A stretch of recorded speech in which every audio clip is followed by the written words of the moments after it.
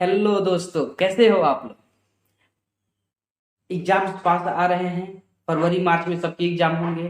तो हम जानते हैं कि एग्जाम को अच्छे से कैसे निकालें। एग्जाम को इस बात से थोड़ा भी फर्क नहीं पड़ता कि आप कितना देर पढ़ते हो, आप दोस्तों के साथ घूमते हो या नहीं घूमते हो, आप ऑनलाइन पढ़ते हो या ऑफलाइन पढ़ते हो, रात में पढ़ते हो दिन में पढ़ते हो, किसी बात से फर्क नहीं पड़ता सिवाय दो बातों के। सिर्फ दो बातों से एग्जाम को फर्क पड़ता है कि आपको कितना याद है और आपने कितना लिखा है। आप जितना लिखोगे वही एग्जामिनर देख के आपको मार्क्स देने वाला है। जो कॉपी चेक करेगा वही देख के आपको वो नंबर देने वाला है। तो दो चीजें इंपॉर्टेंट है कि आप कितना याद कर पा रहे हो, दूसरी चीज कि आप कितना अच्छा लिख सकते हो। याद करने के लिए रिपीटेशन बहुत जरूरी है। सारे टेक्निक्स भूल जाओ, सब कुछ भूल जाओ।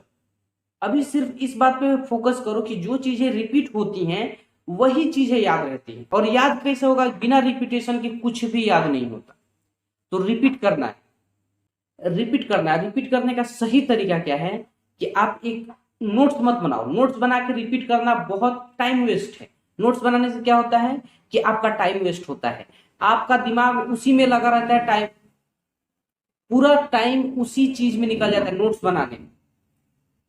नोट्स बनाने में लड़के लगे हुए क्यों बना रहे हो। अगर टीचर आपके चेक नहीं करते हैं और आपको टीचर नहीं बोलते हैं, तो टीचर भी बोलते भी है तो छोड़ दो, क्या फर्क पड़ता है उनसे। फर्क इस बात से पड़ता है कि एग्जाम देना है, एग्जाम में अच्छा लिखना है। नोट्स बनाने से मेरे हिसाब से कोई फायदा नहीं होता जब तक कि आप खुद अपने मन से नहीं बना रहे हो। नोट्स बनाने का भी तरीका होता है, वो भी सीखो। अभी याद करने के लिए आप रिपीट कैसे करोगे, तो टॉपिक लिख दिया। जैसे मैं इलेक्ट्रोस्टैटिक पढ़ रहा हूं तो उसके जो टॉपिक्स हैं वो मैं लिखूंगा। तो उसका टॉपिक है कूलॉम्स लॉ, उसका टॉपिक है इलेक्ट्रिक फ्लक्स, उसका टॉपिक है गॉस लॉ। तो उस सारे टॉपिक्स मैं लाइन से लिखूंगा और उनके बारे में सीखूंगा और उनके बारे में बार बार रिपीट करूंगा दिमाग में, क्योंकि मैंने कीवर्ड्स लिख रखे हैं और मुझे याद है कि इस चैप्टर में ये चीजें हैं, पेपर पे लिखा हुआ है। उसको मैं माइंड में रिपीट करूंगा, लिखूंगा नहीं, क्योंकि दिमाग में रखना है उसको। रिपीट जितना बार कीजिएगा उतना अच्छा आपको याद हो, अपने तरीके से याद होगा। ये नहीं कि आप किताबी भाषा याद करो, आप समझ रहे हो उसको बार बार रिपीट करके। तो जितना अच्छा समझोगे उतना अच्छा आप याद कर सकोगे। याद करने का सबसे बेहतरीन तरीका, मेरा सीक्रेट फॉर्मूला है ये, मैं रोज इसको करता हूं। मैं सारे सब्जेक्ट इसी से पढ़ता हूं। अब दूसरी बात ये है कि आप राइटिंग पे फोकस करो, अपने आंसर राइटिंग प्रैक्टिस करो। आंसर राइटिंग सिर्फ इतना नहीं होता कि आपकी राइटिंग अच्छी है, उससे फर्क नहीं पड़ता।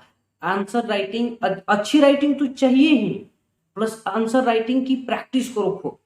क्योंकि 3 घंटे तक आपको लगातार लिखना है। लड़के 1 डेढ़ घंटे लिखते हैं उसके बाद थक जाते हैं, लिखा ही नहीं जाता, उंगली दुखने लगता है। तो आप उसकी प्रैक्टिस करो कि आप 3 3 घंटे तक लिख सको और अच्छी राइटिंग में 3 घंटे तक लिख सको, क्योंकि 3 घंटे आपको लिखना है। दूसरी चीज कि आंसर राइटिंग प्रैक्टिस में हमेशा क्वेश्चन एंड आंसर बनाया करो। क्वेश्चन लिख लो 3 घंटे तक, उसका उसका आंसर। उससे होगा ये कि आपको सोचने की आदत पड़ेगी, क्योंकि एग्जाम में चीट करके नहीं लिखना है, आपको देख करके नहीं लिखना है। तो आप यहाँ पे चीट मत करो, धोखा मत दो अपने आप को। यहाँ पे क्या करो कि आप बैठो और आराम से पढ़ो और लिखो, सोचो कि मुझे इस टॉपिक का आंसर क्या लिखना चाहिए। आंसर राइटिंग प्रैक्टिस का सही मतलब ये है कि आप सोच के अपने दिमाग से जो भी आंसर दिमाग में आ रहा है उसको लिख रहे हो और उसको एक्सपैंड कर रहे हो, थोड़ा ज्यादा लिख रहे हो, थोड़ा ज्यादा कोशिश कर रहे हो और ज्यादा लिखने की कोशिश कर रहे हो। 10 लाइन की जगह 12 लाइन लिख रहे हो। तो उससे क्या हो रहा है, आपके सोचने की प्रैक्टिस हो रही है, वो करना जरूरी है।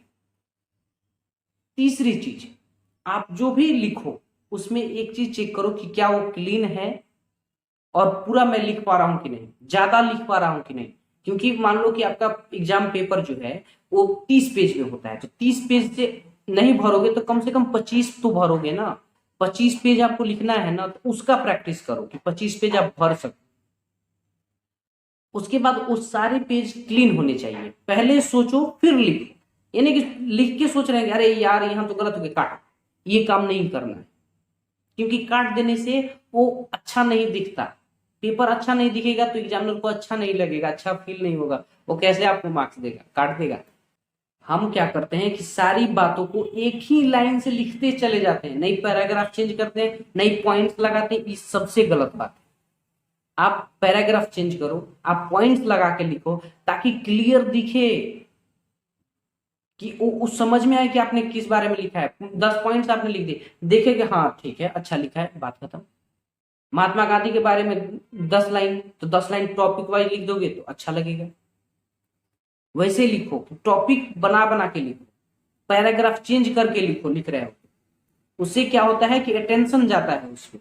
जितना फासला रहता है, दूरी रहता है, लाइन छोड़ के लिखते हैं, उतना फासला जाता है, साफ दिखता है। आंसर राइटिंग में अगर एक पैराग्राफ लिख रहे हो तो पहली लाइन और लास्ट वाली लाइन बहुत जरूरी होती है। वो क्यों जरूरी होता है? क्योंकि पहली लाइन हम पढ़ते हैं, किसी भी बुक का कुछ भी उठाओगे तो पहला लाइन तो पढ़ोगे, तो पहला लाइन अच्छा होना चाहिए और दूसरा लाइन कंक्लूजन होना चाहिए कि आपने इस बात से क्या समझा।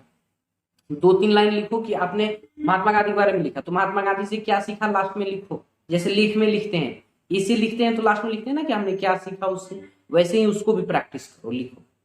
पहला लाइन इंपॉर्टेंट है और लास्ट वाली लाइन इंपॉर्टेंट है, उसको सोच के अच्छे से लिखो।